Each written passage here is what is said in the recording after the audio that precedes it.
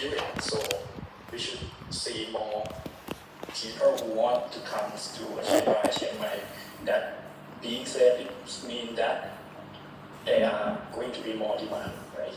The supply remain maybe remain the same or can increase, but just a little bit because we have a lot of limitation, right? In the supply side, you cannot easily increase number of flights or expand or change to the bigger aircraft. You cannot do that easily. And we also have the competition with the other mode of transport. Maybe not here in Thailand, but in many other countries like in Europe, in Japan, I think that the high-speed train is quite efficient, right? And I think they're getting more and more, getting faster and faster. So in comparison with the air transport, in terms of time efficiency, the railway train is quite close. And if we consider that the waiting time, I mean, the time that you need to arrive at the airport, right? Maybe you need to arrive 1 hour, 1 hour and a half before the departure time, but the high-speed train, you can arrive maybe 10 minutes before the train leaves the platform. So in total, the time taken are similar, and the price are quite competitive. You also have some other choices like bus and car, but you know, when the customer make the decision which mode of transport they are going to take, it depends on not only price but also depends on other function like the time they need to spend, right? Some of you might concern about the safety, right? The bus, taking a bus from Chiang Rai to southern part of Thailand might take more than 24 hours, and you are putting yourself on the bus for that long. You might concern about your safety.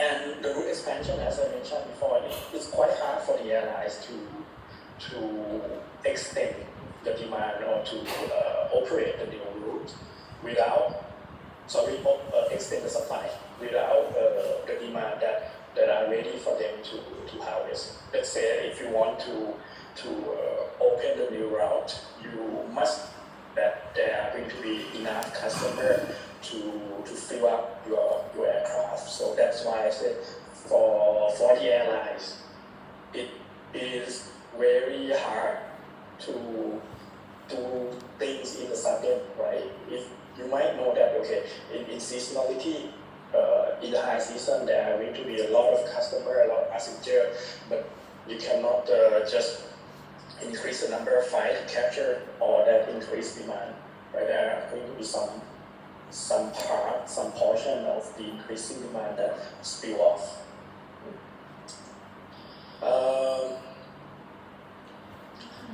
There are two sides here, right? The supply and the demand, and each of them have some different driving factors.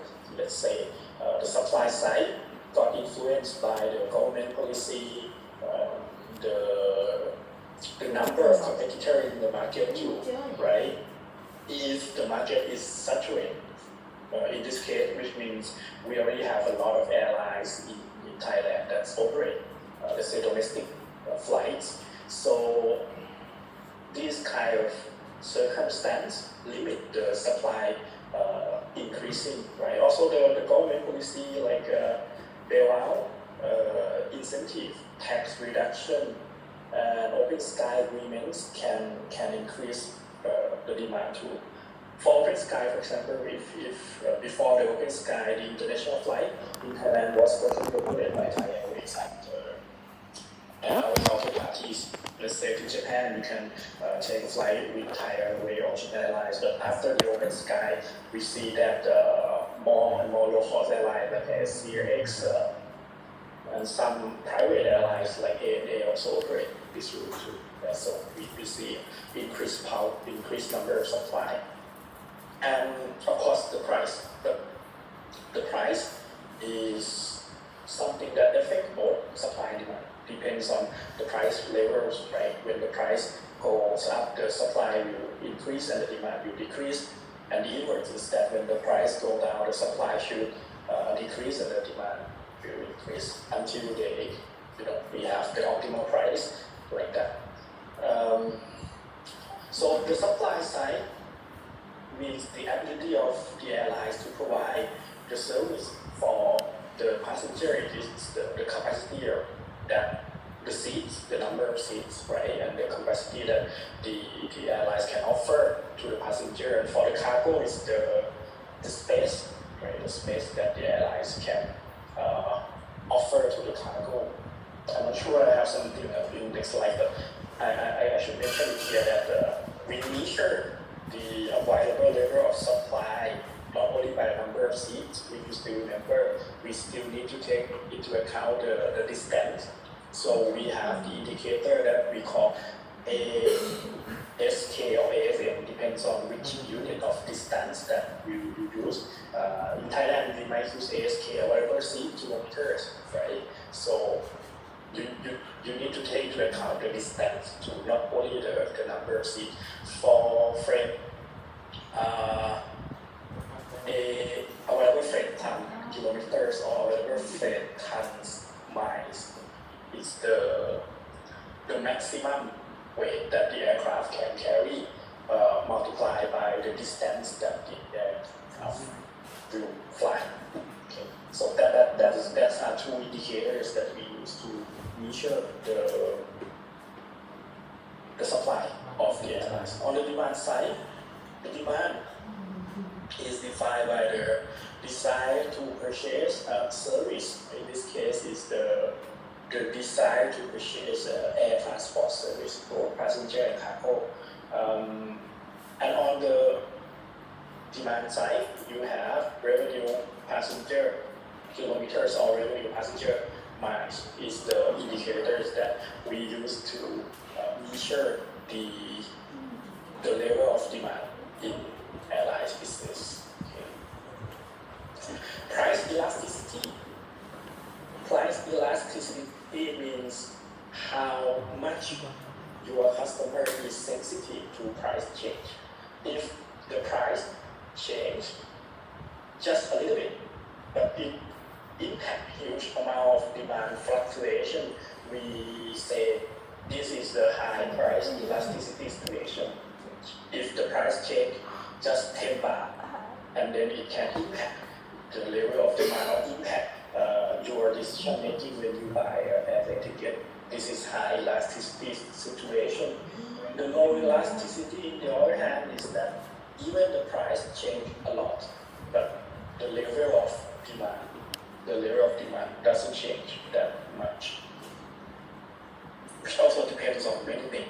But we can say that in general, air transport now we are in the very, very high price elastic market, right?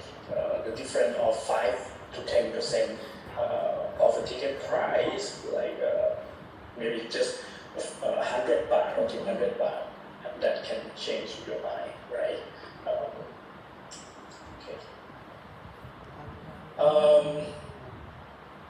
The business traveler tend to be less elastic. The reason behind it is that most of the business travelers, they are not buying a ticket with their own budget, right? So let's say if someone gives you the money, give you the budget like 5,000 baht, 6,000 baht to buy an airplane ticket, and if you can save some of the budget, you must return the rest, right? Anyway, so you figure out a way to use all of it. You select the best choice, right? That will serve you. Maybe Bangkok Airways, which is more expensive, right? But you have access to a lounge, you have food on board, right? Because the money is not yours. In other situation, the leisure traveler is higher elastic, because most of them you spend the money out of your own budget. So if you can, the amount of money you will try to reduce the transport cost, right? Because you need to use your money for other things, like for accommodation, food and beverage, right? When you are on your trips.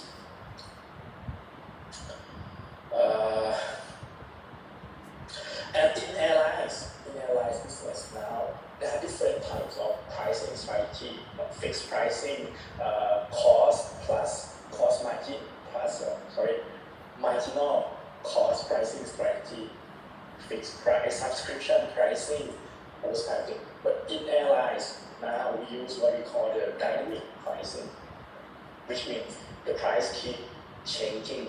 It's not static. Statics means things stay still. Dynamics means things keep changing, moving all the time. Nowadays, I think a single individual cannot know how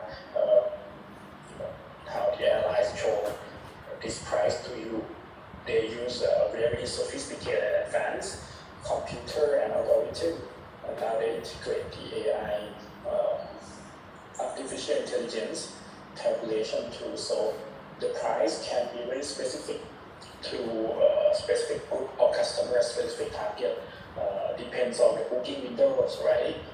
How long that you book the ticket before the exact departure date and time, right? And in fact, there is no single strategy. It doesn't mean that if you book it so long, right, before the departure time, and the price will be cheaper. Not always like that. Especially with the low-cost airlines, right? Sometimes we book it, there is no promotion. We book like 3-4 months before and after that, like a month or two after that, and they have promotion and the price is less. So there are some other factors that playing around the price too. And real-time demands, right? Real-time demands mean when you are searching for the flight, how many orders customer is also looking for the same flight, and also how many seats left, right?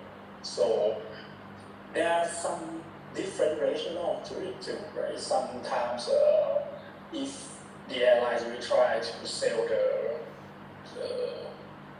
the cheap ticket first to meet the break-even point, after that they will charge higher because they can charge higher because they don't need to carry more passenger that much. They want to carry just a little amount of passenger to save the weight, and it costs huge amount of money to buy a ticket, and that portion of the ticket will go directly to the profit. There are some different strategy, different kind of way of thinking to competitive from positions, right? Depends on how high is the competition in the market. If you are the only single airline who operate this route, you don't have many competitors, right? Which means can set the price a little bit higher. Depends on the route too. Another thing is about the positioning. You are the low-cost airline or you are the premium airlines. If you are the premium airlines, you should not charge very, very low price because that going to damage your position, right? And revenue optimization, this is very, very complicated system now, especially with the big companies like the airlines that use dynamic pricing.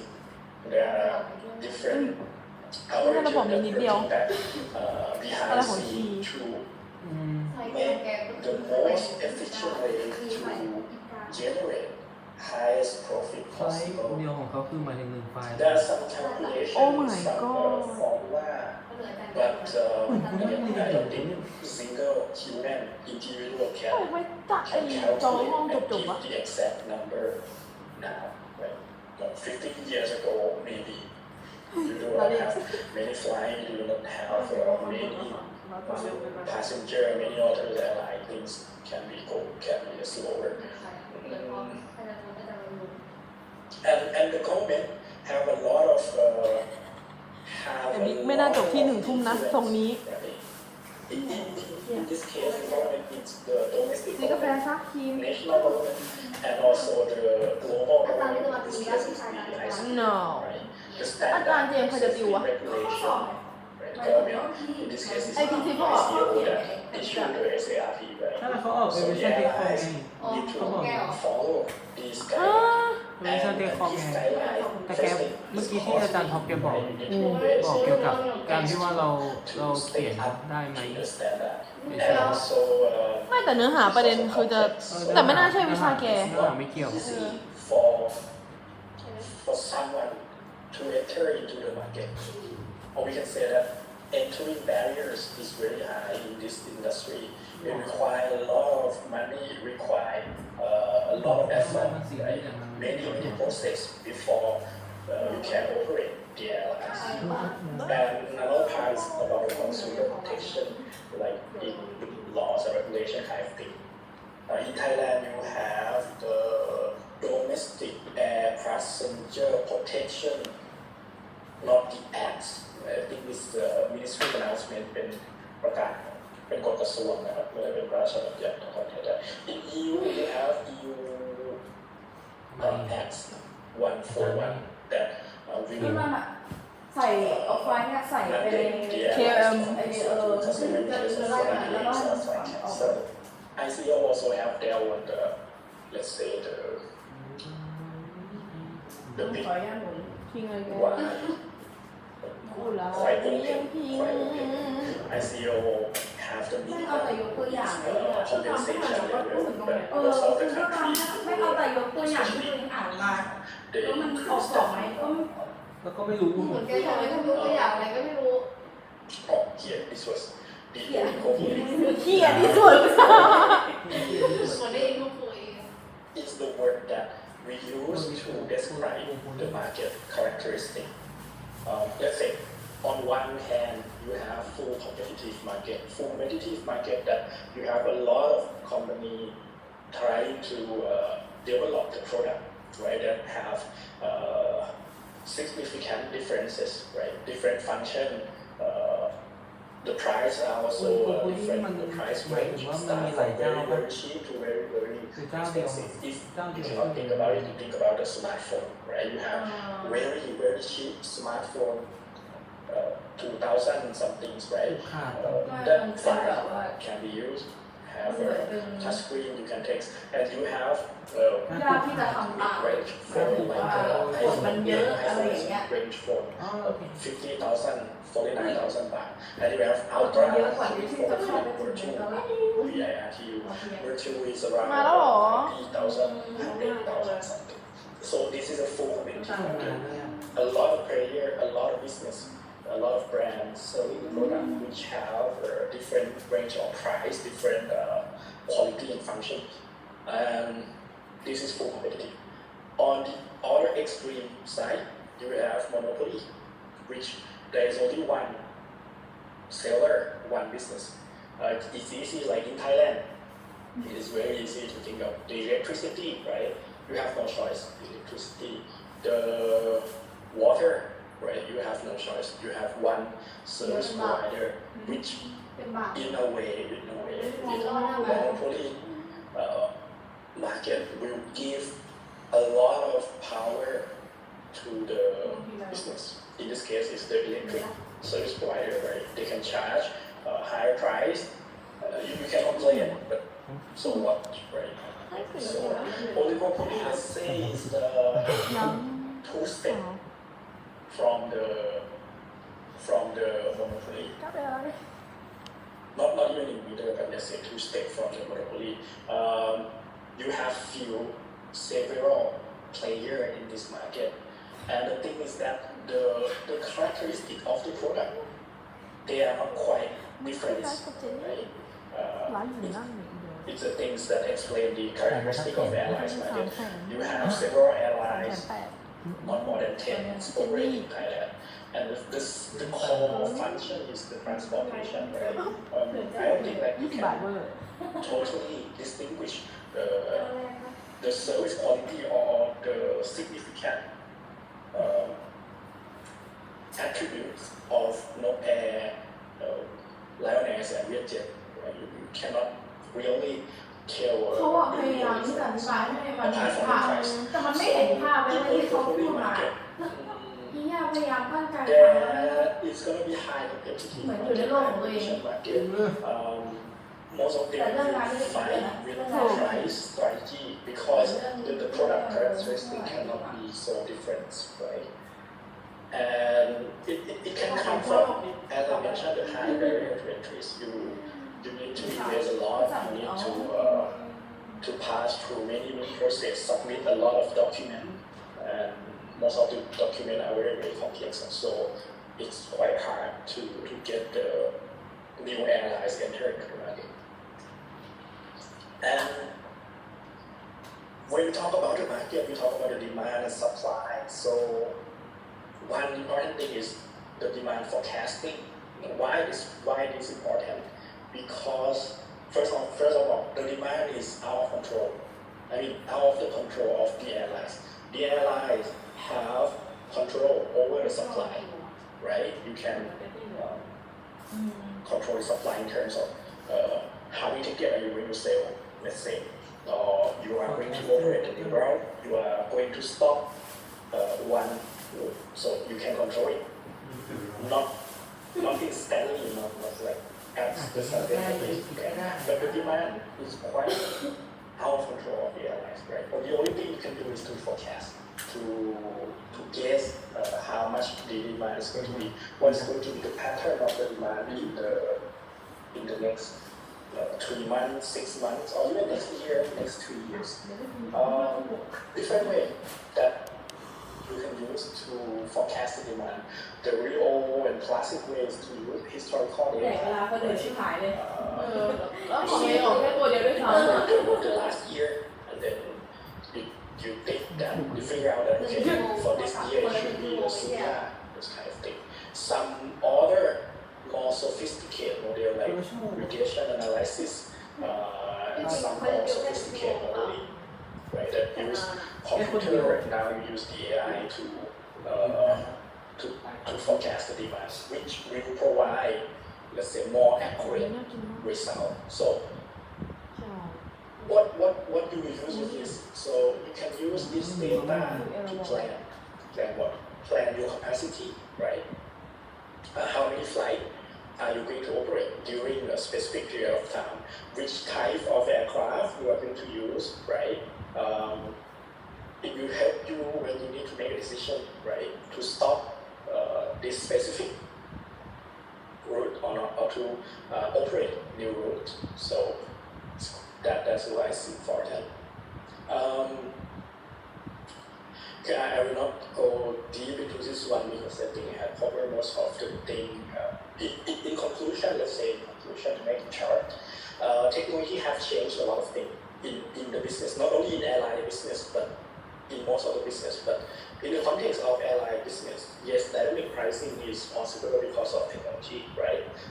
Human brain cannot handle these very complicated tasks, right? And GDS, the Amadeus, Galileo, I think, the Amadeus and Galileo, two of the most used reservation system that allow the passenger and the airlines to sell and buy their ticket across country globally, right? Customer experience, right? The self-check-in kiosk, mobile check-in, mobile application, and even in terms of customer connection, I mean, between the passenger and the airlines, right? You can talk to the airlines via chat, and now I don't think it's quite easy to talk to a person, but yeah, before you can directly talk to the airline. Here is just the wrap up of the demand and the supply thing that you must the supply and demand of the demand in fact is fluctuating, that you need to forecast the demand so you can manage your supply. Okay. Future trends again about the AI and those kind of things. So this is about the law. This part is the law and regulation. Okay. Most important ติดต่อมา โอ้ ไว้ ยโอเคตอนนี้มันยังไม่ขึ้นเลย milestone กูอัดวิดีโอไว้เดี๋ยวลง YouTube aviation laws and regulation was in 1944. Now if you remember, it's 1 year before the Second World War finished, right? The Chicago Convention, which is the establishment of the institution that is now known as the Civil Aviation Organization, International Civil Aviation Organization, the ICAO, right? That is the official authority in aviation world. Now it is the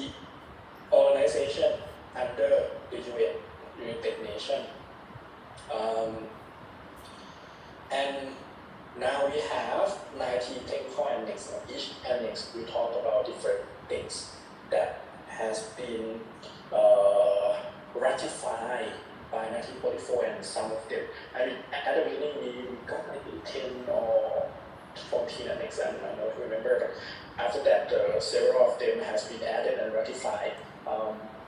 So now we have 9.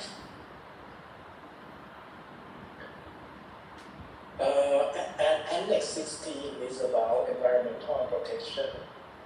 So this one I made from, I take a look at the exam also, and I made it. So which means the other annex maybe I did not ask you about that. So Annex 16 is about the environmental protection. You must imagine something like this. The first volume is the aircraft noise, right? The first volume is the first one that people care about. Because back then at the beginning, we don't know. In general, we did not even care about CO2, right? We did not know that CO2 is bad. It will cause the health problem. For example, it will cause the global warming, right? Let's think about 1955, 1960. The only thing that caused the problem is the noise, right? You can hear it, and the aircraft was louder. Now the aircraft is quieter. So first thing that people start to complain was about the noise. After that, we start to think about the emission, the CO2 emission, right? Here I give you the example of Annex 9 about the facilitation of border clearance, immigrations, and international passenger and cargo, customs and immigration. Annex 14 is about the operational standard for aerodrome. It's about the airport, the air navigation system. Annex 11 is about the air traffic service and navigation system. And the job of by Annex 11, it specifies the jobs of ATC. First thing is to prevent the collision, right? Because both on ground and in flight, in the sky. You might be surprised that we have a lot of collision happen. Even the sky is big, but yeah, there are many cases that aircraft collision happen in the sky, and even though most of them happen on ground. The traffic flow management, it has very important roles in traffic management. A good ATC can improve traffic performance, right? Which means we can handle more aircraft in the sky, you can handle more activities in the airport, right? Takeoff and landing, right? I think JFK, John F. Kennedy, the capacity now is one takeoff and landing per 1 minute. So one traffic per minute, quite fast, and it needs a high level of traffic management. And information service like weather forecast, some kind of spatial hotel is notice to airman, right?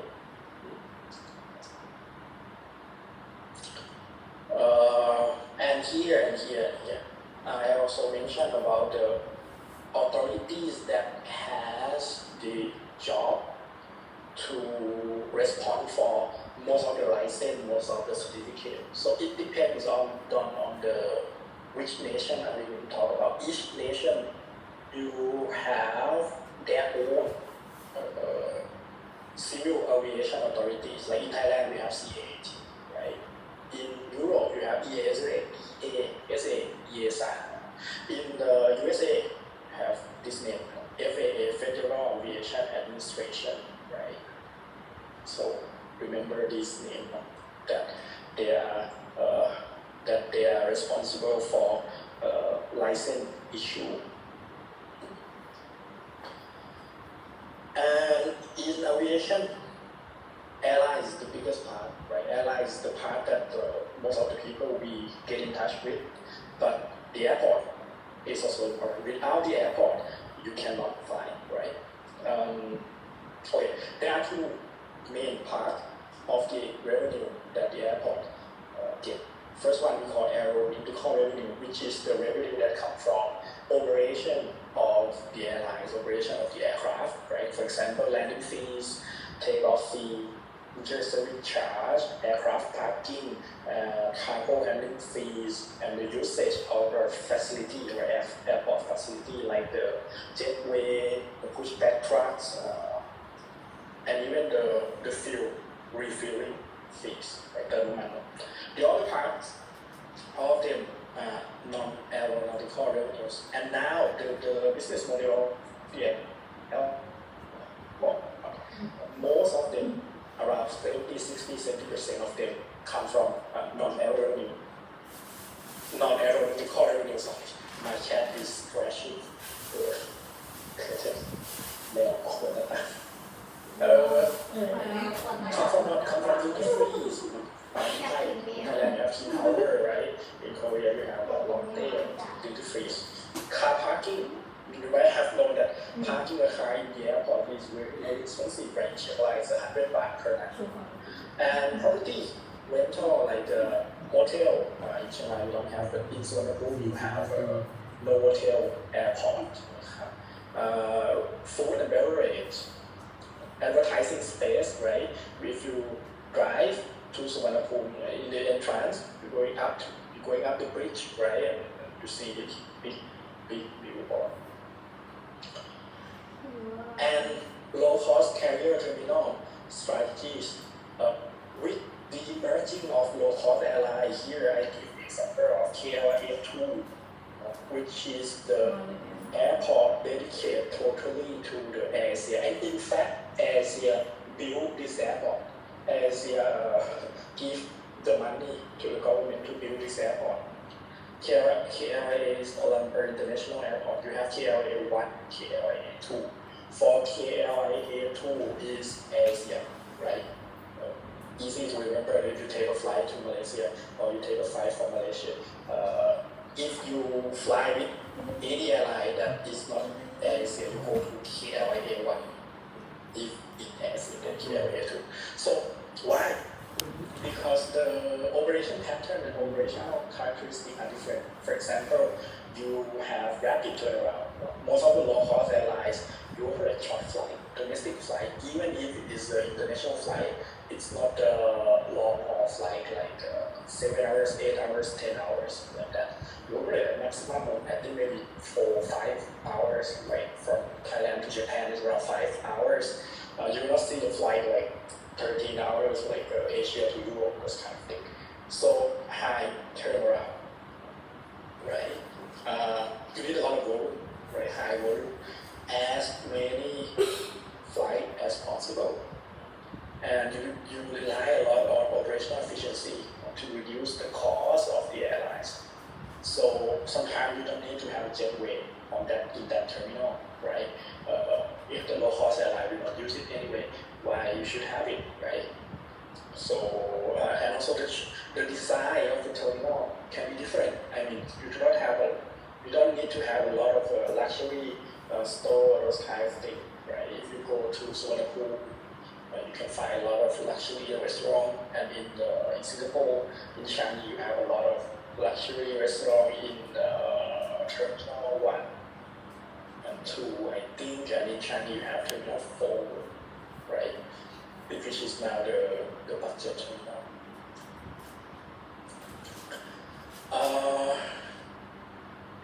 And the airport capacity planning with more and more number of flights. You might have heard that in Chiang Rai they are going to build a new terminal, and in Suvarnabhumi they are into expansion phase, right? So the thing is that you need to think about different scenarios. Again, it's about forecasting, but now from the airport point of view, it's not only the number of passengers, it's also about the number of flights too, right? It's not only number of passengers, but the number of flights. More flight, more aircraft, need more parking lot, need more ramp, need bigger runway, more taxiway, right? Those kind of things. More passenger, you need more space, you need more gate, you need more toilet, you need more restaurant, those kind of things. So here comes what we call the modular design philosophy, like a module that can be expand and then not how to say the module system. Module system is like you have the big plan, and and that is the big plan. But you can build it part by part, and when this part is finished, you open this part. The passenger can use this part without having to wait for the whole project to finish. Now I think a lot of departments told they use this model. I heard that they are going to build a new central Lak Prao, because the central gonna the contract with the Railway of Thailand will be over next year, so they are going to not next year, sorry, next 5 years. So now they start to build a new central around there, and they are going to use this modular design philosophies to like they will first finish the shopping part, the shopping mall part, and the cinema is still in construction, but they will open the shopping part first, and the hotel part is still in construction. So this is the modular design philosophy. Why? Because it's flexible, and it's allowed a continuous monitoring and adaptation. Maybe at the beginning you forecast that the number of passengers will be, I don't know, a lot, right? But after you finish the first module, and then things happen, and in the middle you can change the plan, right? You don't need to finish the whole project, and then it will be harder to change the things. Nobody ever talk this fast, but anyway. Yeah, one thing you need to remember: what in the future that we are going to witness and what we are concerned. I know that supersonic is not the new things. You might have heard about Concorde and Tupolev. It was done, right, due to the high price, complexity, innovation. But yes, we are thinking about the supersonic air travel again, but not as simple as that. We are going to talk about the suborbital transportation. Supersonic air travel will be less expensive, let's say. But we still need to concern about the sonic boom, the noise, right, which is quite loud, and the environmental impact. Maybe you are very often. And yeah, SEO airspace classification, you just remember this one, Class A airspace. We have different classification. Class A, you have IFRS.